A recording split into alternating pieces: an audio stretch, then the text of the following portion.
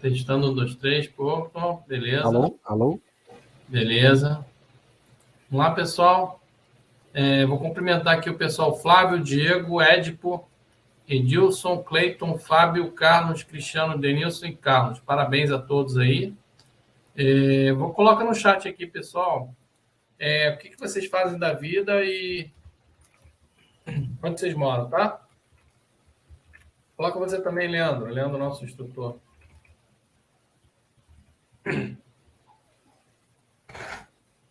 Eu estou colocando aqui, Paulo Henrique Oliveira, Linux Solutions, céu da Linux Solutions, mora em Campinas. Legal, vamos testar aqui o chat, pessoal. Tá bom o som, tá bom o vídeo. Deu só uma falha inicial aí, mas você conseguiu colocar no chat aí, Edilson? O Leandro? Eu acho que não está aparecendo, não. Clica no chat ali. O pessoal poder ir no chat aí, o Flávio, o Diego, o Edipo, o Edilson, o Cleiton, o Fábio, o Carlos, Cristiano, o Denilson e o Carlos. Sejam todos muito bem-vindos. Coloca aí no chat aí de onde vocês são, por favor.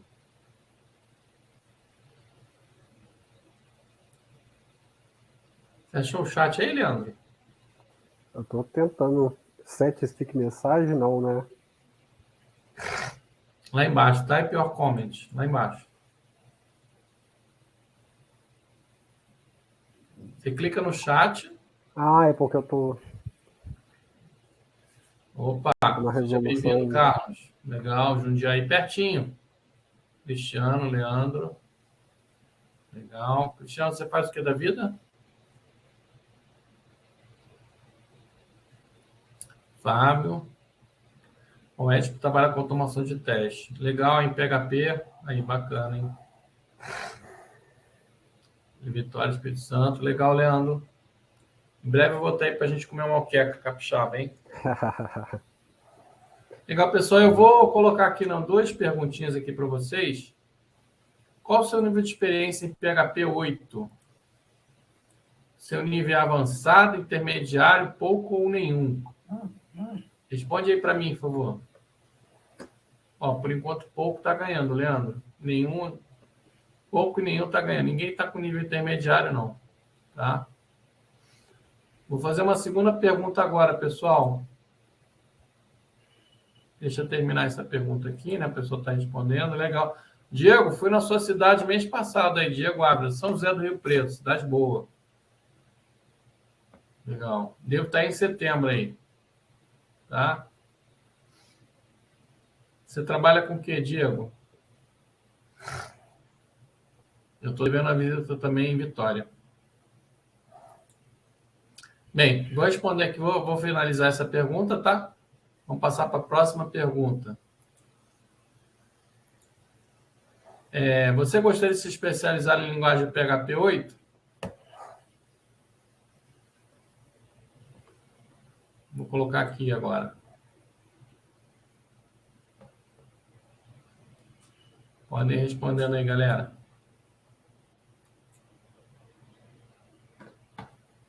Sim, não sei. Legal, bacana. Bacana. Para quem não sabe, a gente vai passar o webinar aqui, né? E vai tentar convencer a pessoa a se especializar em PHP 8. Certo, Leandro? Certo? Mais que Legal. certo. É uma ótima Então, linguagem. vamos começar aqui, pessoal. Eu sou o Paulo da Linux Solution. É um prazer estar aqui com vocês.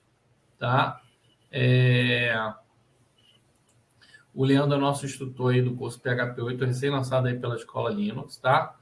E ele vai estar falando um pouquinho do PHP 8 e eu vou estar anotando perguntas, tá? Coloca aqui no chat, tá? Em cerca de 15 a 20 minutos, tá, Leandro? E aí depois a gente volta para as perguntas, fechou? Fechou. Boa sorte, Leandro. Obrigado, hein? Obrigado, Paulo. Então, vamos começar a nossa jornada. PHP. Opa! Alô? Acho que eu cliquei em alguma coisa minha. Voltou o áudio aí? Alô? Só um minutinho.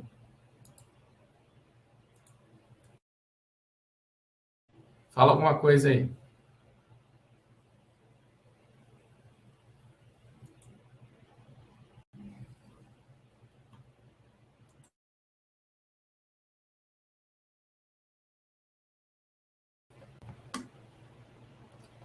Oi, Leandro. Tenta dar um F5 aí.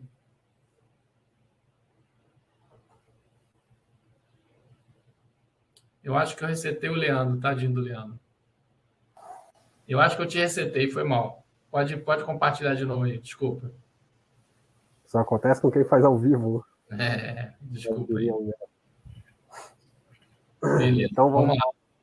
vamos falar sobre o PHP e na sua versão 8. PHP já é uma linguagem bastante rodada, com 25 anos de experiência de caminho, e eu acredito que pelo menos todo mundo aqui já tem pelo menos já ouviu falar, e como o pessoal já comentou aí, por ser muito utilizada, né? Então a gente vai focar mais ou menos no que houve de mudança em relação às versões anteriores, e para tentar me concentrar no final no Just in Time, que é a parte mais relevante, que houve alteração do 7 para o 8. Então, assim, uma coisa que a primeira alteração foi a adição de Construct Promotion. Houve uma ênfase muito grande no PHP 8 em referência à tipagem, houve muita ênfase, principalmente para construções de frameworks, né? Então, por exemplo, aqui que a gente tem uma definição de uma classe, por exemplo, em que eu definia o atributo de visibilidade dela, pública e tal, só que há um pouco de desperdício aqui, porque a gente só define a variável e não faz nada com ela. Diferente de funções de linguagens como C#, a gente pode definir métodos getSet, com PHP fica meio perdido essa definição, porque PHP é uma linguagem dinâmica, mas isso causa um pouco de desperdício. Então a gente apenas define o nome, e a atribuição ocorre aqui embaixo, no construtor. Então, no PHP 8, permite você cortar esse pedaço e definir os atributos diretamente na chamada do construtor, passando no atributo de visibilidade. Então, aqui, por exemplo, a gente tem public, string, nome, cidade e CPF, que são os atributos que a gente definiu da forma antiga.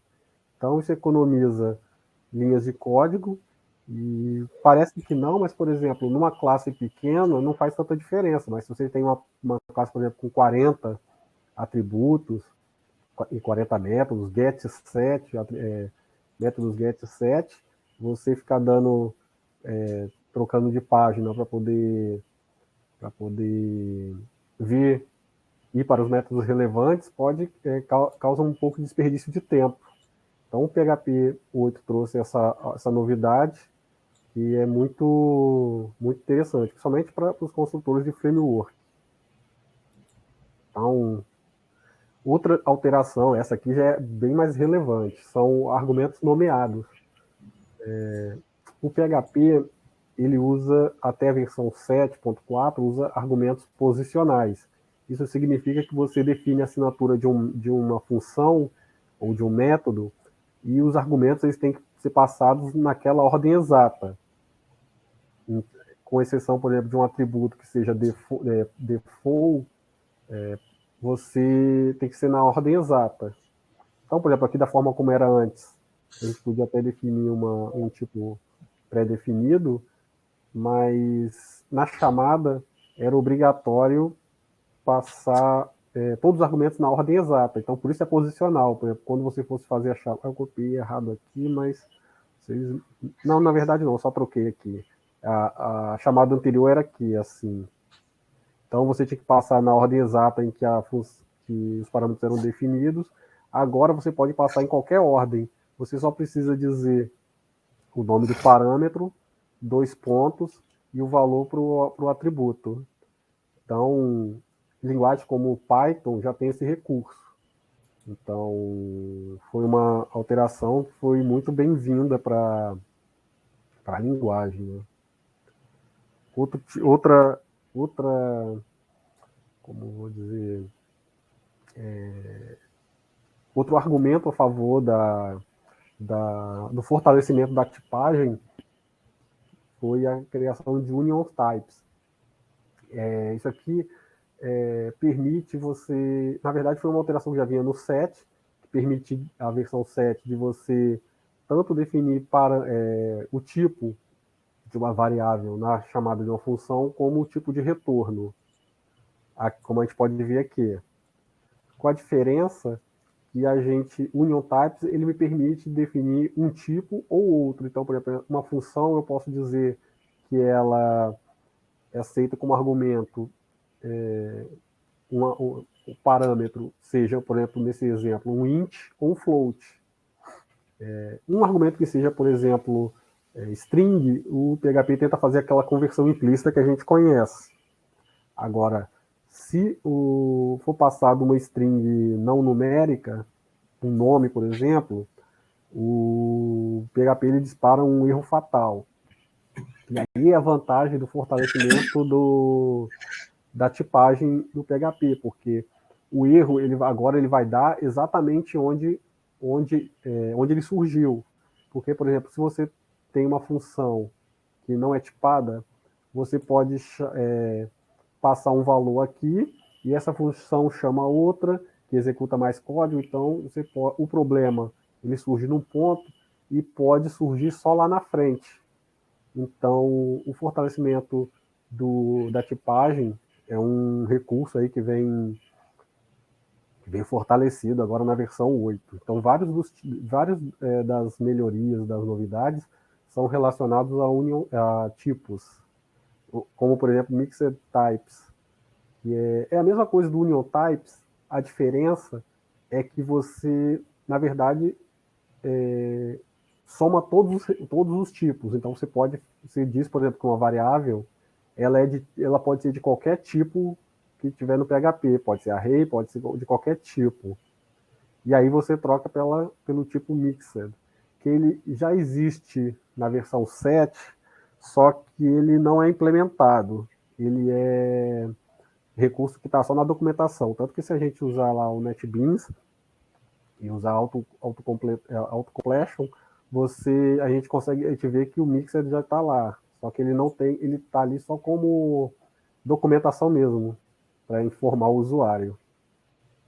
Esse aqui eu adorei quando eu vi, que é usar array com índice negativo, que já existe no Python, e você pode referenciar um array de frente para trás ou de trás para frente. Então, por exemplo, na forma comum, como a gente referenciaria o último elemento, a gente criaria uma variável e faria uma atribuição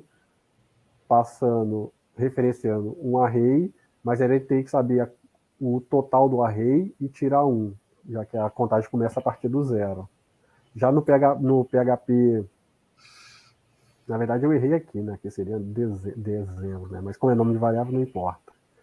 E agora a gente pode fazer simplesmente assim, para chamar o penúltimo, a gente só chama -2 e aí ele é esperto o suficiente para entender que a contagem começa do final para o começo.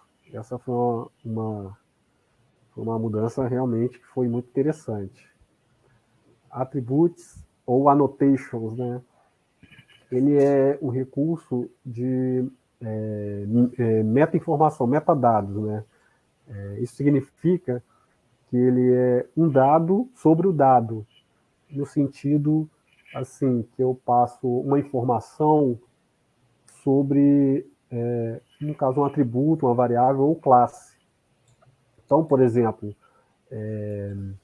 quer ver um exemplo disso? Seria, por exemplo, um mapeamento objeto relacional, um Hibernate, por exemplo, ou Doctrine, que eu tenho, por exemplo, uma classe produto e eu vou mapear ela no banco de dados. Então, os dados, a informação de que essa classe é persistível, eu poderia passar via criar uma outra classe e fazer essa essa referência, eu poderia criar atributos, e aí tem o problema de que cada classe que eu vou fazer é um código a mais. Então, para simplificar, o que a gente faz? Né? Principalmente construtores de framework faz? Cria uma anotação com uma informação, por exemplo.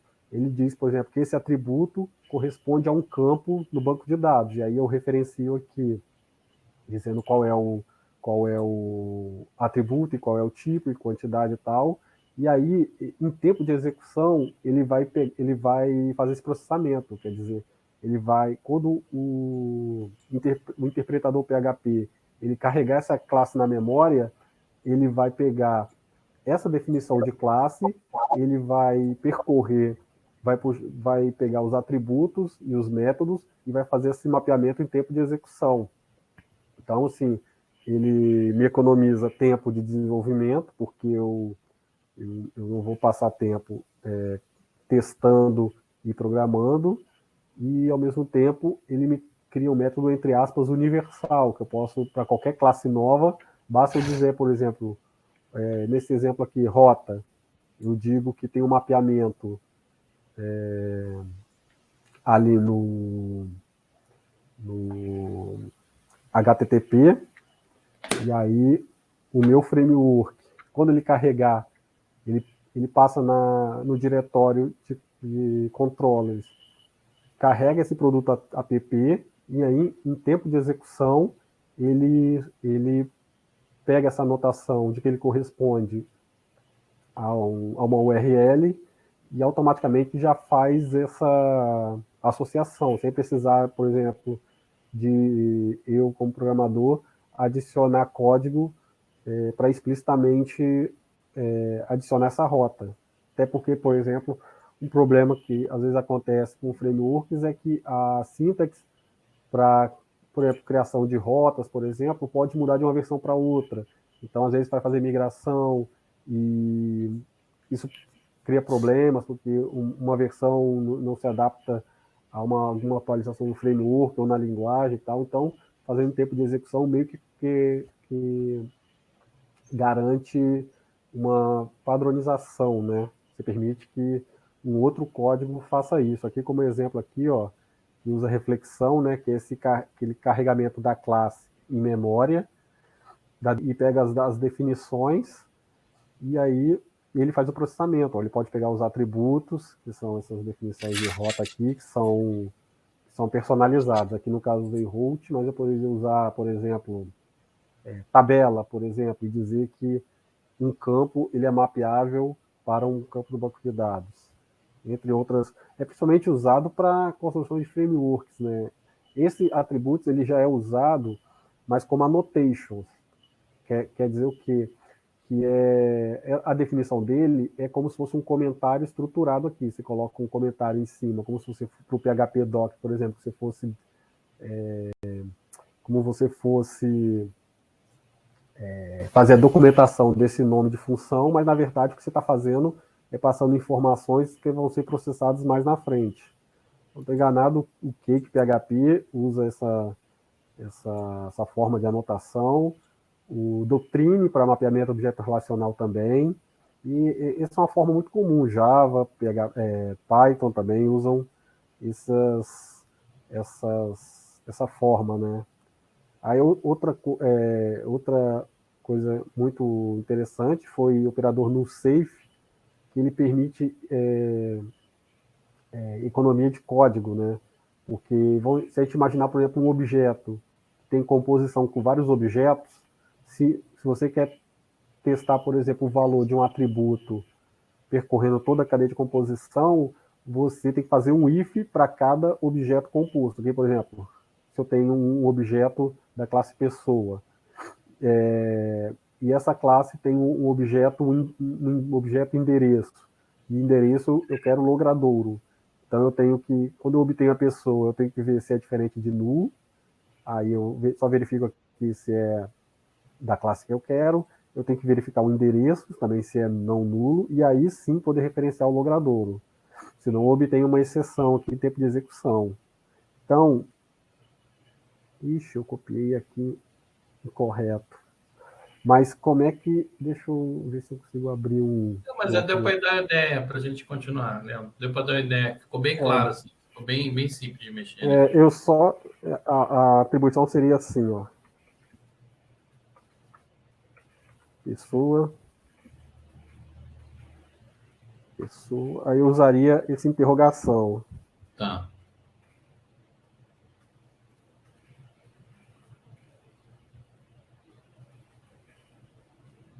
Logrador. Eu usaria... a referência seria isso. Eu trocaria todo aquele if por uma única linha de código. E aí eu poderia fazer a atribuição direto em código, né? Legal. Na verdade, aqui, ó. Eu dupliquei, na verdade, um slide. Seria aqui, ó, rua, logrador, e aí eu posso imprimir. Então, a gente pode ver aqui, ó, várias linhas de códigos. O Java, se eu não estou enganado, tem esse recurso também. O Python eu não sei. Throw agora é uma expressão. Isso significa que a gente pode usar ele em atribuições, igual aqui, por exemplo, ó. Vai ser um recurso pouco usado, só que quando der erro, é bom saber disso, que de vez em quando a gente trabalha com exceção. É mais para debug, né? Para debug, exatamente. Legal. Porque a gente não consegue fazer essa atribuição direta. Match é como se fosse um novo switch, né? Switch case, que a gente já conhece, com a vantagem que a gente não precisa colocar break. Ele é uma expressão, então você pode passar o match como argumento uma função, por exemplo, coisa que a gente não pode fazer com switch. A gente também tem como se fosse uma tipagem forte aqui, né? Não é uma tipagem forte, mas eu sou obrigado a, quando for usar o match, eu tenho que passar um valor que eu tenha definido. Por exemplo, aqui. Se eu passar um valor que não está definido aqui, o código dispara uma exceção na hora e o código é interrompido. Isso é muito bom, por exemplo, verificação de variáveis via get, por exemplo, que o usuário tenta manipular, por exemplo, uma variável, então eu obrigo a ser um desses valores e se não for, eu já paro o código na hora. Então, e ao mesmo tempo que surge essa facilidade, agora eu também tenho que fazer o controle da exceção dele. Esse controle de exceção é como o Paulo falou, e é a verificação de erro, né? Aqui o operador, o pessoal aí tem um conhecimento inicial, mas antigamente, a gente ainda tem para alguns casos, o operador arroba, ele é o seguinte, ele suprime mensagem de erro. Então, por exemplo, se eu tenho um código e eu digo que ele vai incluir um arquivo, se esse arquivo não existir, o PHP vai mostrar um erro. Mas aí, por exemplo, acontecia muito antigamente, né, até hoje em alguns casos, de essas mensagens aparecerem em ambiente de produção. Então, para tirar, o programador ia lá, colocava um arroba para consertar, até conseguir tempo para analisar a fundo. Agora, mensagens de erro que são fatais, quer dizer, aquelas que param a execução, elas disparam exceção, igual a gente voltando na exceção. E aí tem que fazer a captura dela. Require um exemplo de uma função dessa. E aqui o principal recurso que foi adicionado no PHP 8, que é o just in time. A compilação normal, o funcionamento normal é o seguinte, a gente tem um script PHP, ele faz análise léstica, quer dizer, ele vai ver as palavras-chave e vai ver se elas estão em ordem. Depois, ele pega se está tudo em ordem, ele vai ver se as regras da linguagem estão corretas. Se é 1 mais 1 e não 1 mais, por exemplo. E a partir disso, ele monta uma árvore abstrata para poder gerar o código. E aí ele compila para o Upcode, e aí é interpretado pela VM. E a VM transforma em código de máquina. O PHP, com o tempo, o pessoal da Zend permitiu criar um cache, que é o seguinte: quando você pega um script, ele verifica se for a primeira vez ou não, quer dizer, se ele já foi compilado antes, se ele já foi, ele interpretado direto. Se não, ele pula essa etapa aqui e compila para opcode.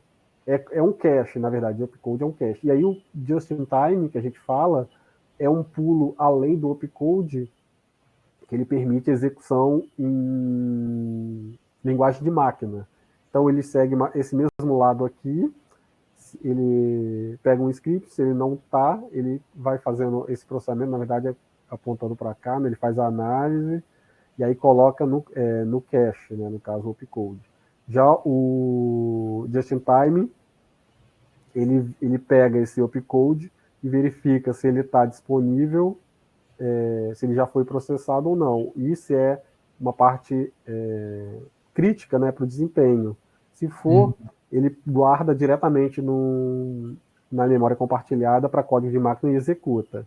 E aí não é todo o código que vai para o just-in-time, Acelera bastante, né? É só aquelas partes mais importantes, né? E tem um profiling interno que faz essa análise de qual é o código que é crítico, né? Aqueles caminhos que são percorridos mais vezes ou críticos. E também não são todas as aplicações que se beneficiam, né? Como, por exemplo, são mais principalmente aplicações que dependem de processador, né? Como machine learning, processamento de imagens, códigos como o WordPress, por exemplo, e o web, que precisam de dados, que é de I/O, né? Mas ainda assim tem um pouco de vantagem.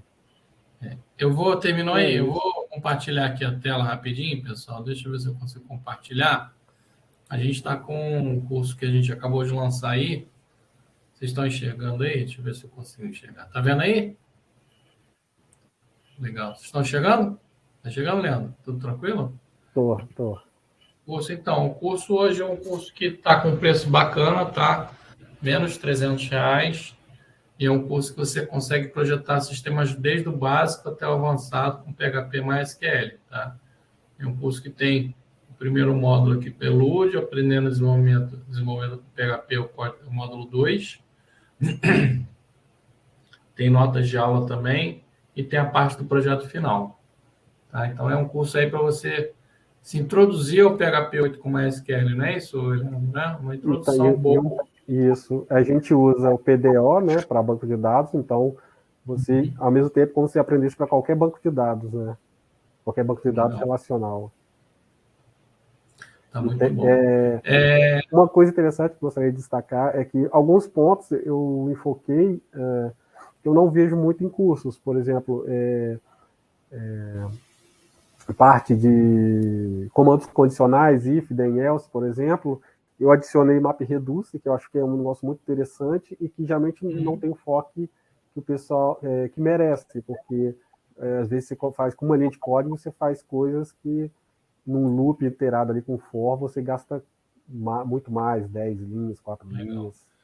Leandro, deixa no chat o seu e-mail, que às vezes alguém quer falar contigo. Ah, sim. Eu vou deixar meu e-mail também, pessoal.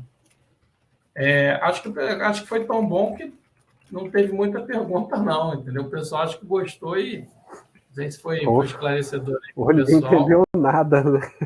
Ou não entendeu nada. Tomara que tenha sido o primeiro caso. Espero que tenha entendido, assim. O curso é bom, tá? O curso é um curso introdutório. Quero agradecer o Leandro aí pela paciência. E lembrando, o pessoal que fizer o curso pode mandar dúvidas à vontade. Isso, no fórum. Exatamente, é verdade. Tem no fórum, tirar dúvida, ou se quiser algum exercício extra também, eu posso fazer e mandar.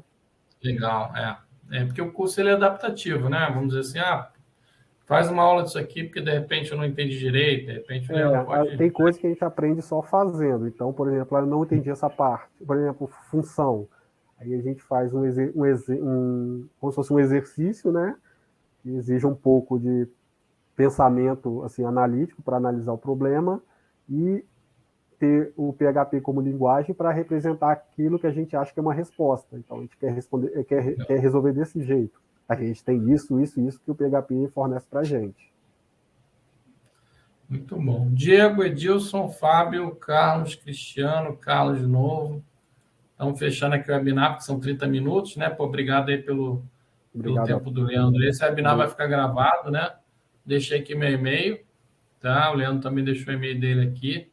Se alguém não tiver nenhuma dúvida aí, se levanta aí. Vamos fazer outros Se webinários, né? depois lembrar das dúvidas, pode me mandar no e-mail que eu respondo. Isso, fica tranquilo. Cara, muito legal. PHP evolui bastante, né, cara? PHP é uma Evolui, está linguagem evoluindo que mais, construindo está evoluindo muito. aplicações cada vez mais robustas e Isso. desenvolvendo desde página homepages até sistemas agora de machine learning ou aplicações de tempo real,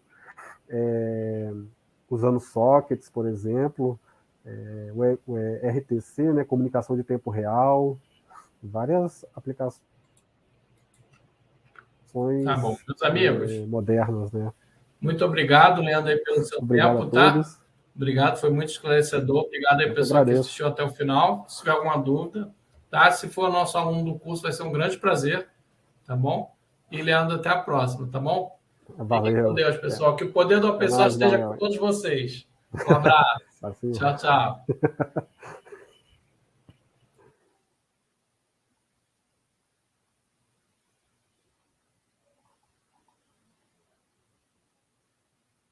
Como é que eu saio?